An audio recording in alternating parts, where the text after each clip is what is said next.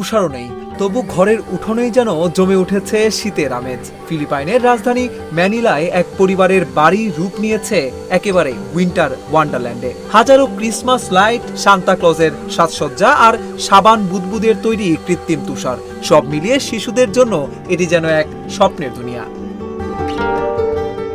এই ব্যতিক্রমী আয়োজনের পেছনে আছেন বাড়ির মালিক মার্জি অর্গানো তাজন। তিনি বলেন, 2020 সালে করোনার সময় শিশুরা বাইরে যেতে পারতো না, তাই ভেবেছিলাম তাদের আনন্দ দেওয়ার জন্য কিছু করা দরকার। ঠিক সে সময় আমার মাথায় প্রথম এই চিন্তা আসে। আর আমি মনে প্রাণে এখনো একজন শিশু।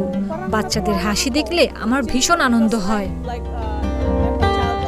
এই কৃত্রিম তুষারের নিচে খেলছে আশেপাশের এলাকার শিশুরা। কারো কাছে এটি জীবনের প্রথম তুষার দেখার অভিজ্ঞতা।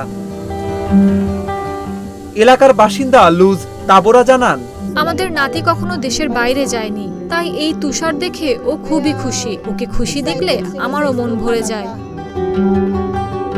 একটি বাড়ি, আলো আর কিছু সাবান বুদবুদ, এই ছোট আয়োজনই শিশুদের মুখের হাসির কারণ। ম্যানিলার এই বাড়ি প্রমাণ করে উৎসব মানে শুধু সাজসজ্জা নয়, উৎসব মানে আনন্দ ভাগ করে নেওয়া। আর সেই আনন্দই এই ক্রিসমাসের সবচেয়ে বড় উপহার। অভিষেক তরফদার, অঞ্জন, ইন্ডিপেন্ডেন্ট ডিজিটাল।